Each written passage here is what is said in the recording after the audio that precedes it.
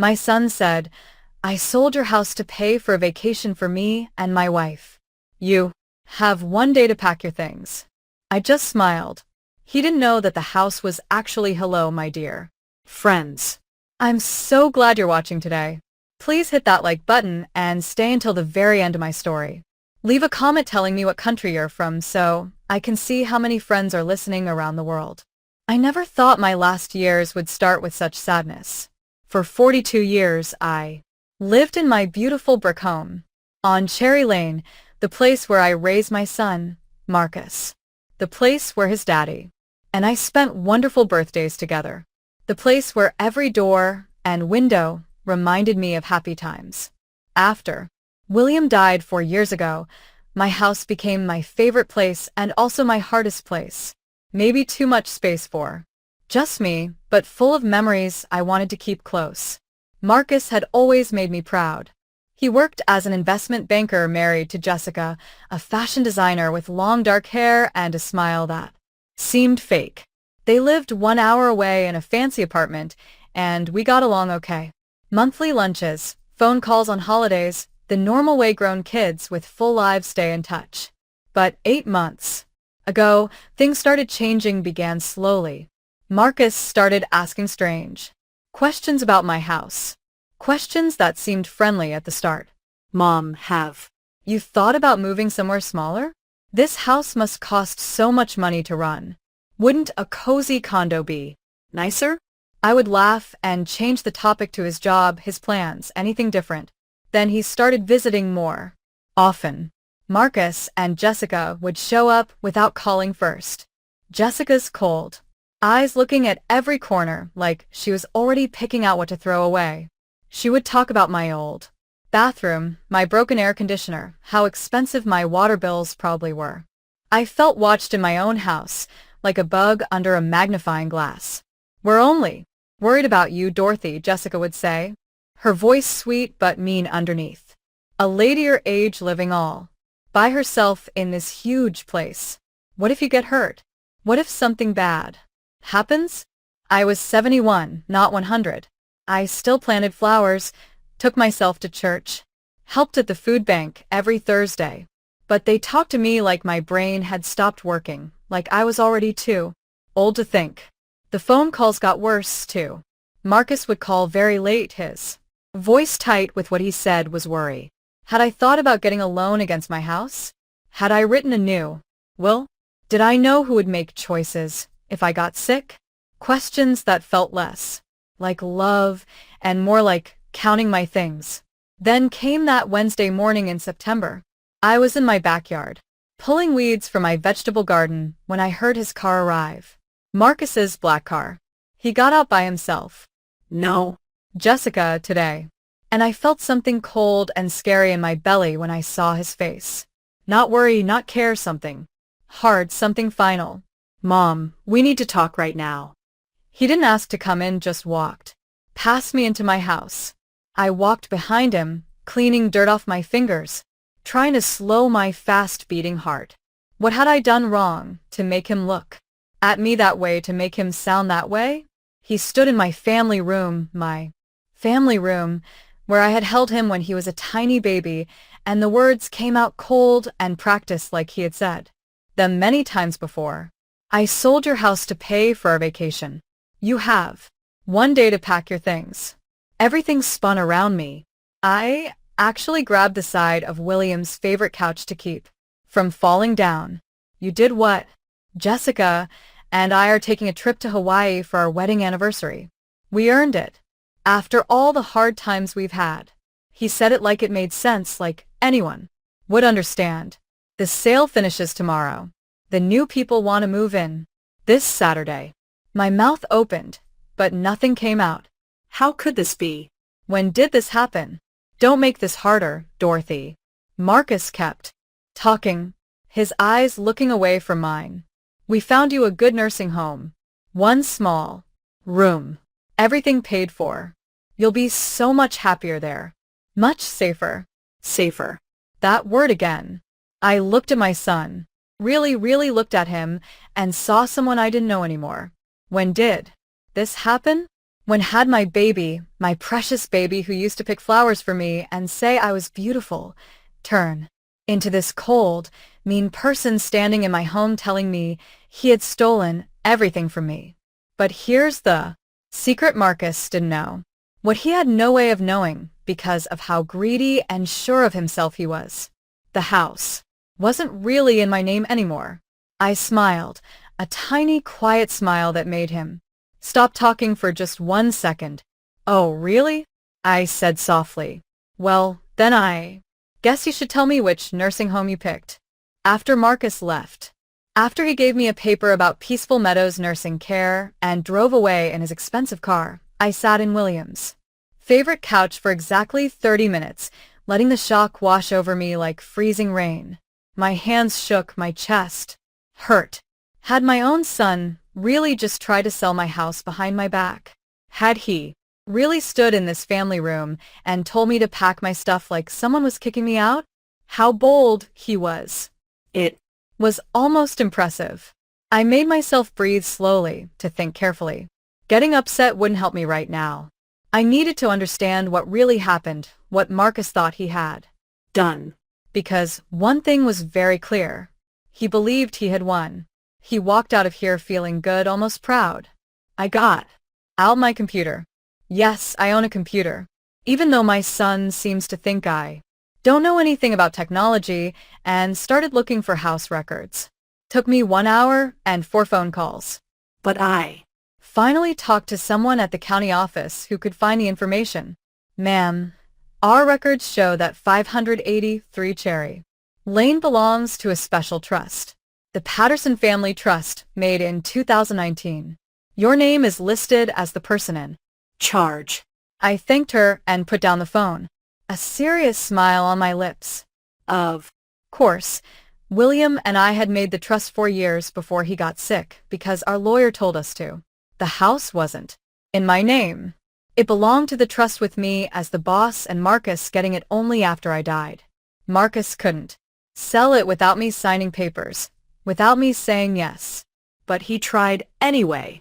Had he made fake papers? Had he lied to someone who wanted to buy it? Or was this all a big trick to scare me into giving him my house? I needed to know everything. I needed proof. That night I did something new. I called Marcus's work friend, Stephen Lee, who I had met many times at company parties. Stephen had always been nice to me, polite. If anyone could tell me the truth, it would be him. "Mrs. Patterson." "What a nice surprise," Stephen said when he answered. "Stephen, I need to ask you something, and I need you to be totally honest with me. Has Marcus been acting weird at work lately? Money problems? Strange things, anything?" There was a long, quiet moment. "Too long, Mrs. Patterson. I probably shouldn't tell you this, but Marcus borrowed a huge amount of money last month. He told his bosses. Think he's in big money trouble." My stomach felt sick. "How much money?" "Like, maybe $200,000. And just between us, he's been distracted, missing his work. His biggest customer almost left last week." I thanked Stephen and hung up my brain, spinning fast. Marcus was in money trouble, big trouble. And instead of asking me for help, instead of telling his mother the truth, he decided to steal my home. But why lie about the vacation? Why Hawaii? I opened my computer again and went. Facebook. Yes, another thing my son thinks I don't know how to use. Jessica's page was open for everyone to see, full of posts about expensive purses, fancy trips, and pretty quotes about getting what you want. I looked back through the last 8 months and found exactly what I was looking for. So many posts about their special trip, pictures of hotel brochures, countdowns to their anniversary vacation. They had been planning this for a long time. They had been posting about it, showing off about it, making their friends excited with posts and pictures. And now they needed money to make it real. My money, my house. I sat back feeling something cold and hard form in my chest. This wasn't just about needing money badly. This was about looking good, about keeping up with other people, about Jessica's perfect Instagram pictures. They decided my home, my safety, my whole life was worth less than their vacation photos. That's when I started making my plan. I Wouldn't run away. I wouldn't hide. I wouldn't move into some nursing home. While they drank pretty drinks on a beach paid for with my stolen money, I would do something completely different. I would let them think they won. I would pretend to be the confused, helpless old lady they clearly thought I was. and While they were busy feeling proud of themselves, I would collect every single piece of proof I needed to show what they tried to do. And then I would make sure they got in real trouble. I Picked up my phone and called a number I hoped I would need.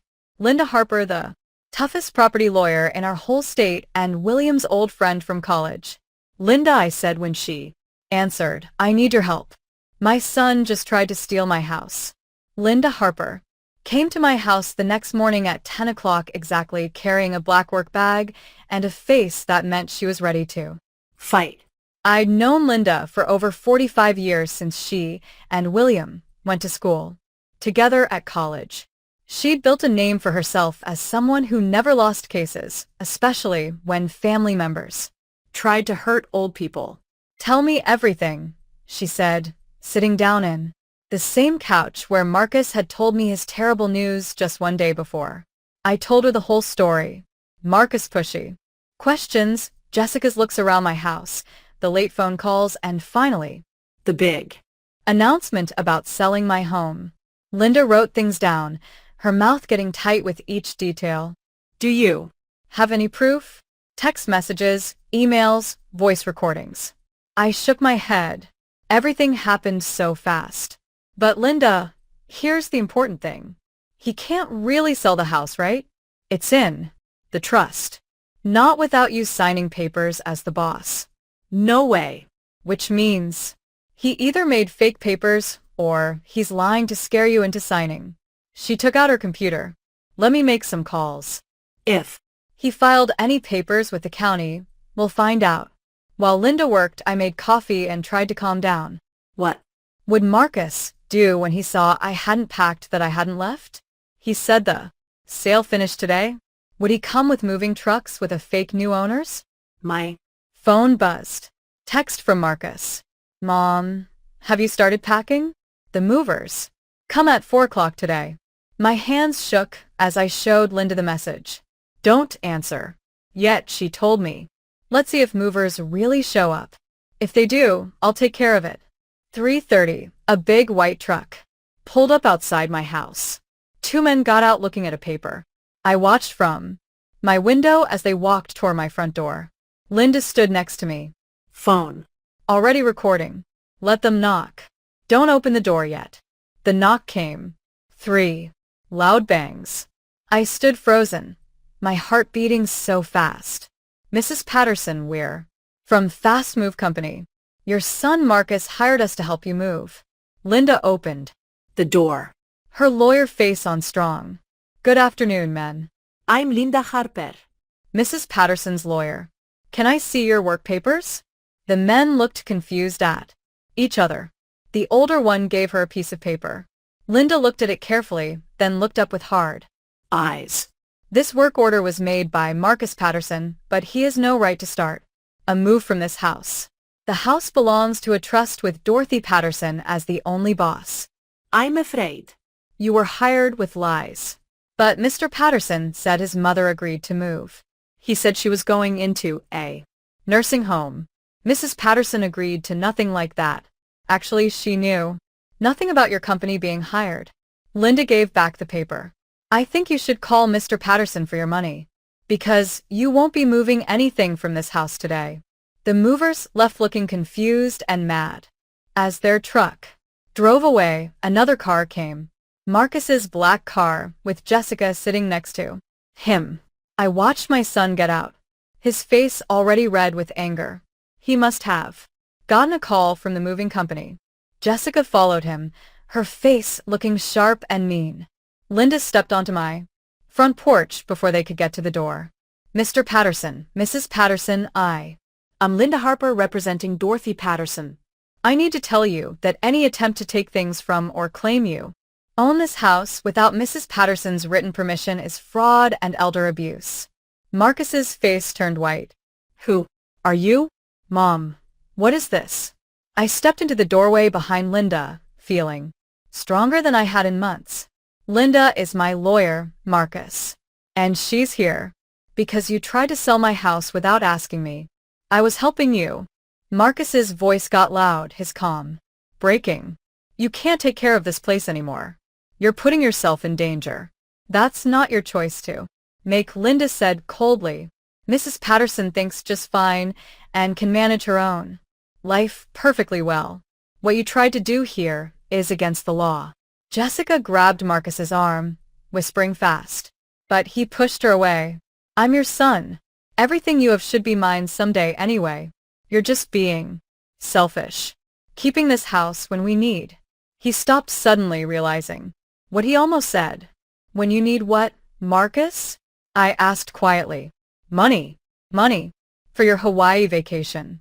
Money to pay back the $200,000 you borrowed at work. His eyes got big. did you I may be 71, but my brain works fine. can still make Phone calls. Can still look things up. I stepped forward, feeling all my years of being a patient mother turn into something harder. You tried to steal my home to pay for your vacation. You were willing to make me homeless for a beach trip. That's not we were going to take care of you. The nursing home is nice. a Tiny room where I'd lose my freedom, my memories, my whole life. Interrupted. Commit fraud against an old person. Because that's what this is, Mrs. Patterson. And I have everything written down and recorded now. Marcus and Jessica stood on my front walkway, their plan broken, their desperation showing. For just a moment I saw fear in my Son's eyes. Fear of getting in trouble, of being exposed, of everything falling apart. Let him be scared. I'd been scared for one whole day. Now it was his turn.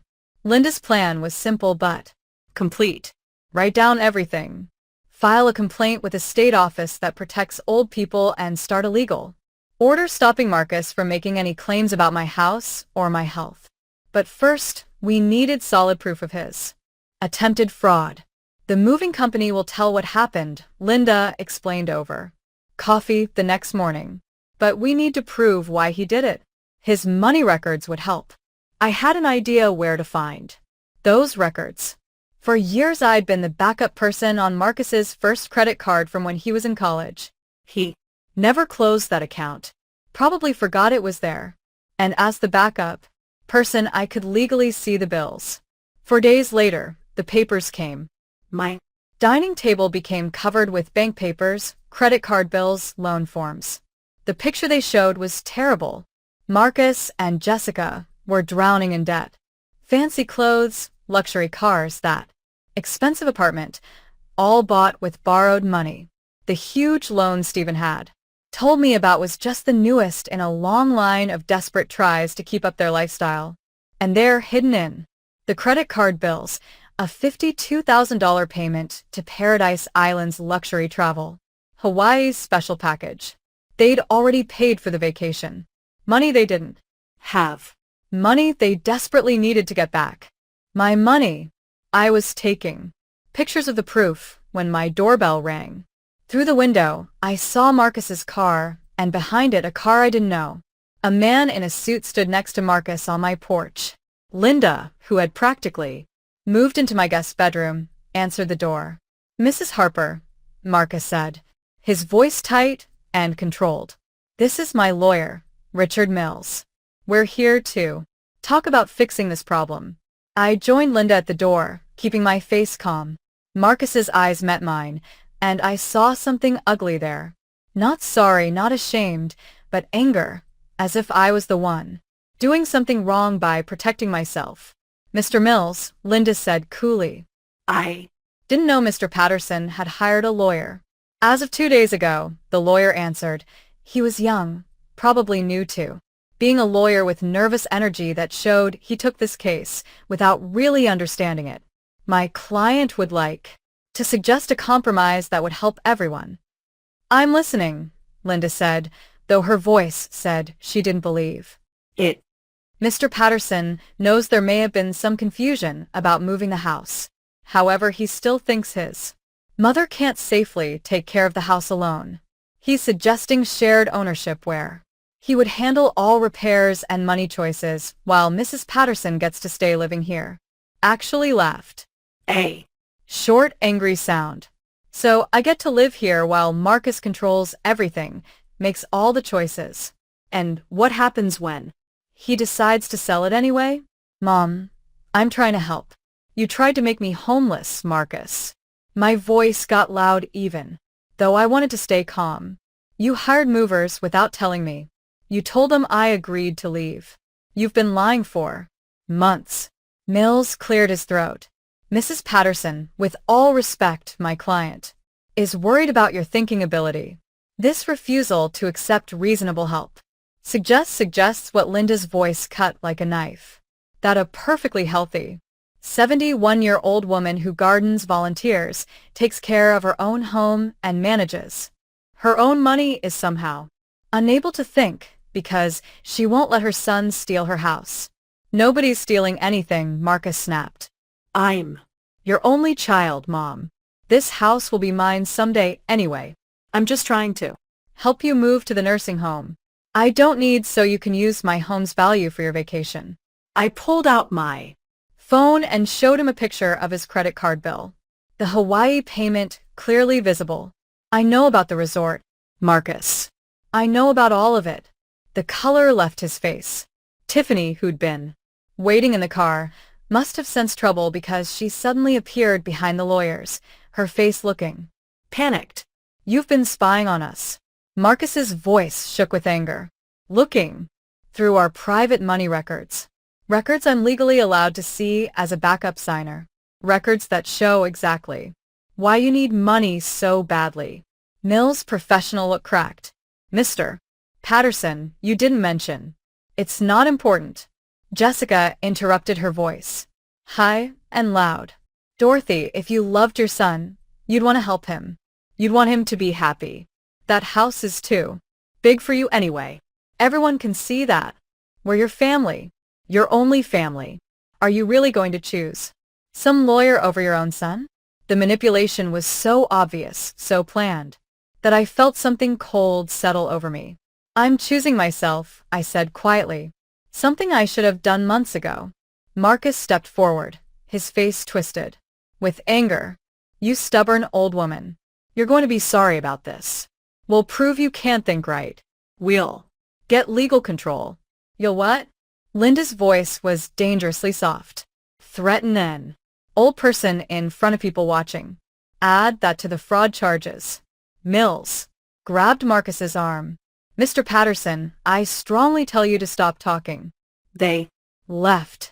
Marcus showing fury. Jessica crying.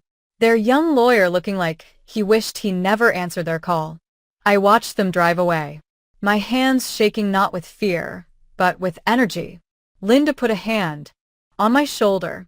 You did great, but Dorothy, you need to prepare yourself. They're going to get worse. Desperate people don't give up easily. I knew she was right, but for the first time in months, I felt powerful, felt in control. I took Linda's advice and rested for 4 days. No legal papers, no fights, just quiet time in my garden, long walks around my neighborhood, and evenings watching old movies. I needed to get my strength back for whatever came next. The first try at manipulation came through email. A long, messy message from Jessica that arrived on the 5th day of my rest time. I read it over my morning coffee. Linda sitting across from me at my kitchen table. Dear Dorothy, I've been crying for days, unable to sleep, thinking about how our family has been torn apart. I know Marcus made mistakes in how he did things, but his heart was good. He loves you so much and worries all the time about your safety. I worry too. You're all alone in that big house. And what if something happened? What if you fell and nobody found you for days? We just want to take care of. Please, can't we meet somewhere neutral and talk this through? I miss our monthly lunches. I miss being a family. Love, Jessica. I put down my phone and looked at Linda. It is good. Almost feel bad. That's the point, Linda. Said. Classic manipulation, guilt, fear, loneliness. Notice how she takes no blame, but acts like she's the victim. I forwarded the email to Linda's work account to keep as proof and sent a short reply. Jessica, I'm open to making up, but only after legal things are fixed and real apologies are made. Dorothy, the Answer came in minutes. Legal things, Dorothy, we're family. You're treating us like criminals when we only wanted to help. This is what that lawyer has done to you. Turned you against your own son. Marcus is heartbroken. Please just have coffee with us. no lawyers, no drama. Just family. I didn't answer. Linda had warned me this would happen. The love bombing, the tries to separate me from my helpers, the pressure to meet without legal protection. 3 days later, flowers came. Huge bunch of lilies. My favorite. The card said, Mom, I'm sorry for everything. Can we please talk? Your loving son, Marcus. Put them in water. They were pretty after all, but I didn't. Call. Then came the phone calls. Marcus left voice messages. His voice changing. From crying to angry to hurt. Mom, you're breaking my heart. I made a mistake. Okay, I admit it. But you're my mother. Doesn't that mean anything? Call me back, please. Jessica called too. Her message is more aggressive. You're being manipulated by that lawyer, Dorothy. She just wants your money. We're your real family. We're the ones who will be there when you really need help. Think about that. I stayed silent, following Linda's advice. Every message, every email, every try-it contact was written down and sent to Linda's files. But the loneliness was harder than I expected. Marcus was right about one thing. He was my only child. The family lunches had stopped. The phone calls I'd gotten used to, even when they were annoying, were gone. The house felt emptier. That's when my church group saved me. I'd been a member of the Grace Community Church for 15 years, meeting every Sunday morning to pray and talk about everything from Bible stories to life problems. I'd been quiet about my family troubles, but the week after the flower delivery, something broke in me. Dorothy, you seem sad, Ruth Miller said as we cleaned up after service. Is everything okay? And I told them. Everything, the fraud attempt, the lawyers, the manipulation, the loneliness. I half expected them to judge me, but what I got instead was something far more valuable. Oh, sweetie, my cousin tried something similar with his aunt. Maria Santos said, her eyes fierce behind her glasses. You're doing exactly the right thing. Don't let them make you feel guilty. My sister went through this with her husband. Barbara White added, the manipulation tricks, gifts, tears, anger. It's exactly what abusers do. Ruth squeezed my hand. You're not alone, Dorothy. Or here, whatever you need. Over the next week, my church group became my protection. Ruth, a retired teacher, came by 3 times to check on me, bringing homemade bread and staying for tea. Maria, whose husband had been a security guard, gave me smart advice about home cameras and keeping records. Barbara, who'd worked helping families, connected me with a support group for old people dealing with money theft by family members. I went to my first support group meeting at the community center, nervous and unsure, but sitting in that circle of 15 people, all dealing with similar betrayals by children, husbands, or relatives, I realized something big. I wasn't crazy. I wasn't overreacting. What Marcus and Jessica had tried was a known pattern, and I had every right to protect myself. My son told me I was being selfish. An old man named George said I was ruining his life by not giving him control of my money. I actually believed him for a while. Mine told me she'd put me in a home if I didn't sign over my house. A woman named Alice added, said nobody would visit me there. Their stories sounded like mine. Made my experience feel real. Made my determination stronger. When I got home that evening, I found another email from Jessica. One shorter and meaner. Your silence speaks volumes, Dorothy. We've tried to reach out, tried to make up, but you've chosen that lawyer over your family. We won't beg anymore. Don't come crying to us when you're all alone and sad.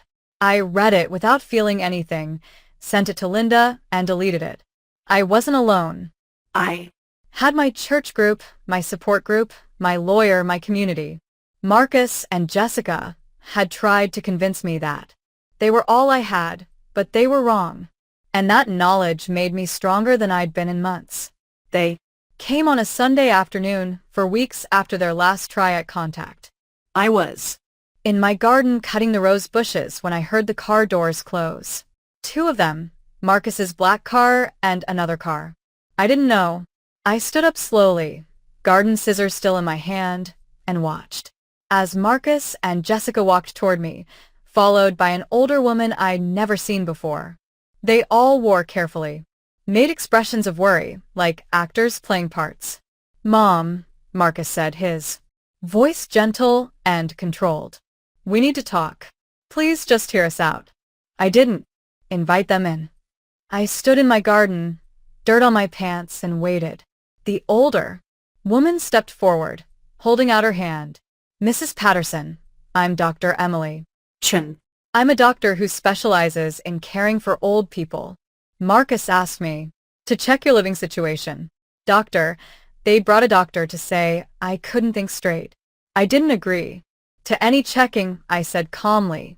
"Of course not. And you don't have to," Dr. Chin said smoothly. "But as a medical professional, I can tell you that many old people don't realize when they need help. The signs can be small. Forgetting to pay bills, not taking care of the house, staying away from family, pay all my bills on time. My home is well cared for, and I'm not staying away from family." I looked directly at Marcus. I'm Surrounded by people who actually care about me. Jessica's fake face cracked a little. "Dorothy, we're trying to help. you. We brought Dr. Chan at our own cost because we're worried. Worried about your Hawaii vacation being canceled?" The words came out sharper than I meant. Marcus's mouth got tight. "Mom, we can let the trip. Okay, we can let it because our family is more important than any vacation." I almost believed him. For just a moment, I saw the son I'd raised. The boy who'd cried when his turtle died. The teenager who brought me flowers on Mother's Day. But then I caught Jessica's look. A flash of anger quickly hidden, and I knew it was a lie. "Show me the cancellation proof," I said. "What?" "If you cancel the trip, show me the email, the refund." Marcus's face turned red. "I can't believe after everything, you still don't trust us. You tried to sell my house without asking me, Marcus. You hired movers to kick me out. You've lied over and over. Why should I trust you?" Dr. Chan cleared her throat. "Mrs. Patterson, this kind of suspicion and distrust is actually quite common in old people whose thinking is declining. The inability to trust family members. The belief that loved ones are trying to hurt you. These are warning signs." The manipulation was so smooth, so professional. I felt a chill run down my back. This woman was a real doctor, giving me a real diagnosis based on made-up symptoms.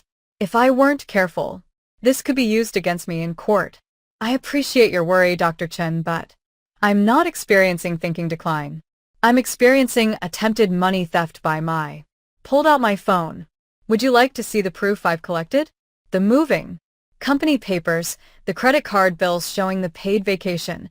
The doctor's professional smile broke. "You've turned our mother against us," Jessica said, her voice rising. "With your lawyers and your accusations and your paranoia. We're trying to build a relationship here, trying to be a family, and you're treating us like criminals." "You did commit a crime," I said quietly. "We made a mistake," Marcus shouted, his control finally breaking completely. "Mistake. People make mistakes, Mom. But Instead of forgiving us, instead of being a real mother, you're acting like we're monsters. We needed help. We were desperate. And you're sitting on hundreds of thousands of dollars in house value, while your only son is drowning." There it was. The real Marcus finally visible beneath the worried sun. Act.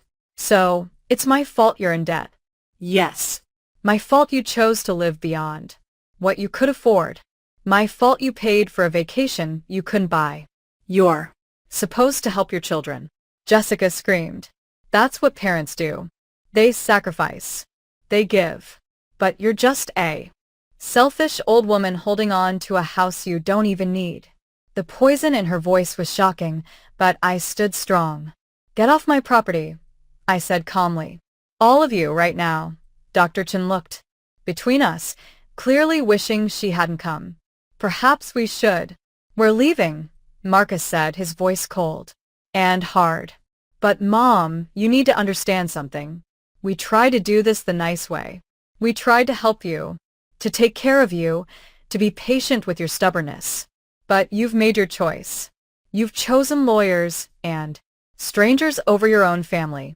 And you'll be sorry, Jessica added, her eyes shining with angry tears. when. You're all alone when you need help and there's nobody there. You'll remember this moment.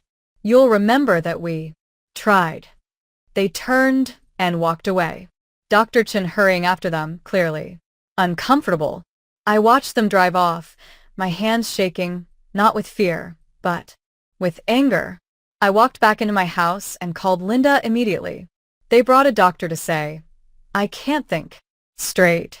I told her, my voice steady despite the adrenaline, but I stood my Ground. I didn't let them in. I didn't talk more than necessary. Good. Linda said, Dorothy, they're getting desperate, which means we're winning, but it also means they might do something drastic.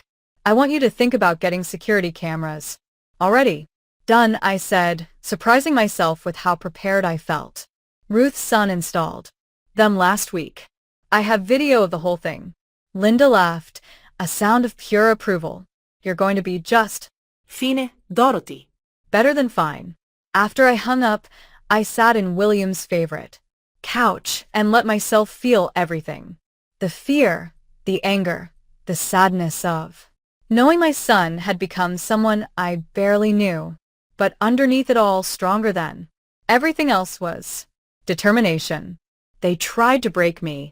Instead, they'd made me stronger. The Court papers came 8 weeks later. Marcus was filing for emergency guardianship, claiming I was mentally unable to think straight and couldn't care for myself. The hearing was scheduled for Thursday, November 9th at the county courthouse. Linda put together our defense with military precision. We had bank records proving I managed my money perfectly, medical records from my doctor showing excellent brain function, letters from my church group, the library where I volunteered, the support group, security video of Marcus's confrontations, the moving company's papers, everything. They have nothing. Linda promised me the night before the hearing. Just accusations and Dr. Chen's quick observation, which any judge will see through, but Dorothy, be prepared. Marcus will say terrible things. Jessica will cry. They'll paint you as a sad figure who can't see her own decline. No, I said, and I did. I'd spent 8 weeks preparing for this moment. The courtroom was smaller than I'd imagined. Bright lights and plain.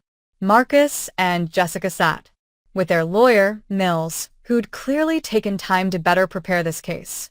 They'd also brought Dr. Chen and 3 other people I didn't know, character witnesses probably. Judge Karen Williams entered, a white woman in her 60s with sharp eyes and a no-nonsense face. She read the petition silently, then looked up. Mr. Mills, this is a petition for emergency guardianship of Dorothy Patterson, age 71, filed by her son, Marcus Patterson. Please present your case. Mills stood his performance polished now. Your Honor, Mr. Patterson seeks guardianship of his mother out of deep worry for her well-being. Mrs. Patterson is living alone in a large house she can no longer take care of. She's become increasingly paranoid, accusing family members of fraud, refusing reasonable help, staying away from loved ones. Dr. Chen will testify. To observe signs of thinking decline. Dr. Chen was called first. she described. Our garden meeting, carefully framing my reasonable questions as suspicion and paranoia, my collected proof as obsessive record-keeping, my defense of my house as inability to accept necessary help. Then came the character. Witnesses. Marcus's work friend who testified that Marcus was devoted to his mother and worried sick about her. Jessica's brother, who claimed I'd changed in recent months, becoming hostile and irrational. Finally, Marcus himself took the stand. Mr. Patterson, please describe your relationship with your mother. Mills prompted. Marcus's performance was perfect. He spoke softly, emotionally, painting a picture of a devoted son watching his beloved mother get worse. He described the house too big for her to manage, the loneliness.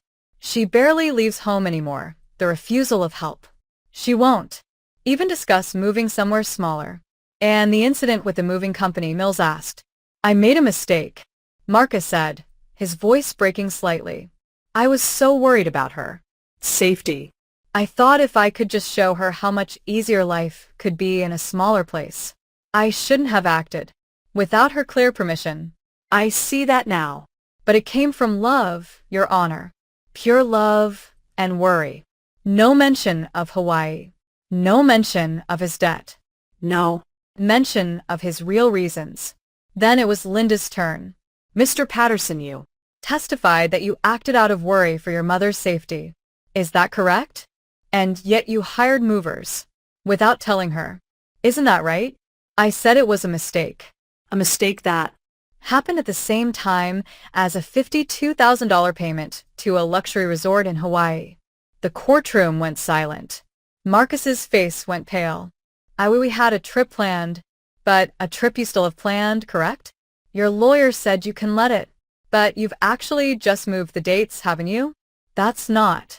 Linda showed the proof. Printouts of Jessica's recent social media posts made just 3 weeks ago, showing countdown posts for their rescheduled dream vacation. Screenshots of resort confirmation emails, credit card bills showing payment plans. Your Honor, Linda continued, this isn't about worry for Mrs. Patterson's well-being. This is about money desperation. Mr. Patterson is in significant debt. She presented the loan papers and tried to access his mother's home value to fund his lifestyle. She called me to the stand next. I spoke clearly, calmly, walking through my daily routine, my volunteer work, my church group, my money management, my garden, my friendships. I presented my medical records, my clean bill of health. For my doctor, I showed my bank statements, every bill paid on time, savings safe. Mrs. Patterson, Linda asked, why do you believe your son filed for guardianship? I looked directly at Marcus, at his pale, trapped face. Because I refused to let him steal my home to pay for his vacation. Because I wouldn't be bullied into giving up my freedom. 'Cause I stood up for myself. The judge called for a break. 25 minutes later, she came back with her decision. I've reviewed all the proof presented, Judge Williams said, her voice cutting. And I find no merit whatsoever in this petition. Mrs. Patterson is clearly able to think, financially stable, and living independently without problems. This appears to be exactly what Mrs. Harper suggested, an attempt to access money under the disguise of worry. She looked at Marcus with barely hidden disgust. Mr. Patterson, filing fake guardianship petitions with test court resources and is a form of elder abuse. I'm denying your petition and ordering you to pay Mrs. Patterson's legal fees. Additionally, I'm referring this case to Adult Protective Services for investigation into possible financial exploitation. Marcus's face crumpled. Jessica burst into tears. Real tears this time of defeat and fury. Court is finished. I Walked out of that courthouse with my head high, Linda beside me, my freedom and dignity safe. One, the Adult Protective Services investigation moved quickly. Within 3 weeks, a caseworker named Maria Rodriguez contacted me asking to review all proof related to Marcus' actions. handed over Everything. The security video, the Emails, the bank records, the moving company papers, the court records. Mrs. Patterson, Maria said after reviewing the materials, her face serious. What? Your son attempted is financial exploitation and attempted fraud. We're opening a formal case. You should also know that his employer has been notified. It's standard procedure in cases involving bad behavior by financial professionals. I hadn't expected that. His employer, when someone in a position of financial trust shows this kind of behavior toward vulnerable family members, their employer needs to know. Speaks to character and judgment. The pieces began to fall faster than I'd expected. Marcus' firm placed him on leave while they did their own investigation. When the partners discovered he'd taken a loan under false reasons and attempted to defraud his own mother, they made the decision quickly. Fired for cause. Effective immediately. No severance, no references. Jessica's real estate license came under review next. The state board investigated whether she'd been involved in the fake property transaction. While they didn't find enough proof to take away her license, her company quietly let her go. In real estate, reputation is everything, and the whispers about attempted elder fraud spread quickly through the professional community. The Hawaii trip, already postponed twice, was finally canceled, not by choice, but by necessity. The resort refused a refund, keeping their $52,000 as per the cancellation policy. But the final blow came from an unexpected place. I got a call from Marcus Mortgage Company. Their payment was 90 days late. Apparently, Marcus had been using credit cards to make mortgage payments. A house of cards that had finally collapsed. The bank was starting foreclosure proceedings on their apartment. I should have felt satisfied. I should have felt vindicated. Instead, I felt something more complicated. A mother's grief for the son I'd lost, mixed with relief that I'd protected myself. For months. After the court hearing, I got a letter hand-delivered, placed in my mailbox without a stamp. Marcus's handwriting on the envelope. I almost didn't open it. Linda advised against it, but curiosity won. Mom, we lost everything. The apartment, our jobs, our friends, our reputation. Everyone looks at us like we're criminals. Jessica's parents won't speak to us. We're living in a rental room, barely making ends meet. I know you think I deserve this. Maybe I do. But I need you to understand I never meant to hurt you. I was desperate, drowning, and I made terrible choices. I'm not asking for forgiveness. I'm not asking for money. I just need you to know that I'm sorry. I'm sorry for all of it, Marcus. I read it twice, then filed it with the rest of the proof. Linda called me that evening with news. Dorothy, Marcus' lawyer, contacted me. They want to negotiate a settlement. Marcus will sign away any future claim to your property, won't contest your will, and will agree to supervised visits only in exchange for you not pursuing further legal action. What further legal action? You could sue for damages, emotional distress, legal fees beyond what the judge ordered, attempted fraud. You'd likely win. I thought about it for exactly 5 seconds. Draw up the agreement, I said, but I want one more condition. Marcus must complete a financial counseling program and provide proof of completion if he's going to rebuild his life. He needs to learn to live within his means. That's very generous, Dorothy. It's not generosity. It's making sure this never happens again. The agreement was signed 3 weeks later.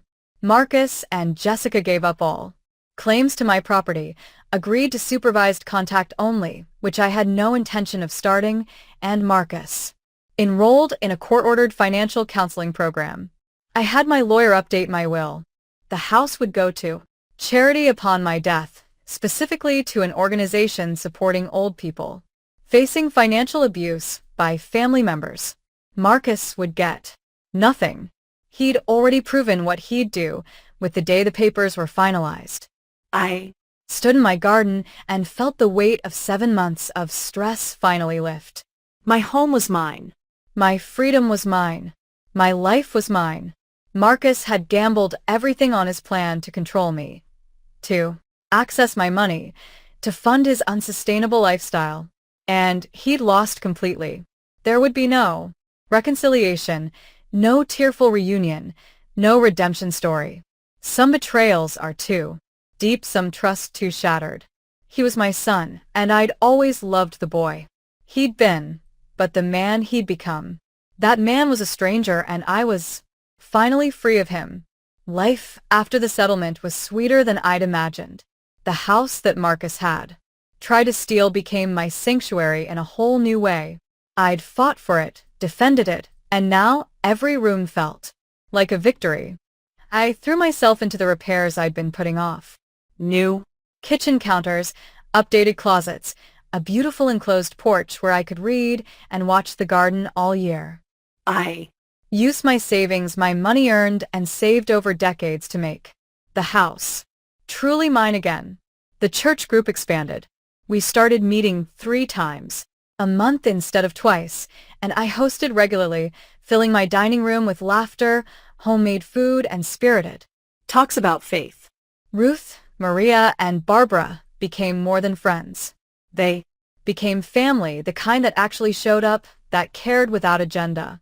I took on more volunteer work at the library, eventually becoming the coordinator for their senior computer program, teaching older adults to use laptops to navigate the internet to protect themselves from scams, including financial exploitation by family members. I told my story, anonymously at first, then openly as I grew more comfortable. The classes filled up quickly. Apparently, my experience wasn't as rare as I'd hoped. The support group where I'd found such comfort asked me to speak at their annual fundraiser.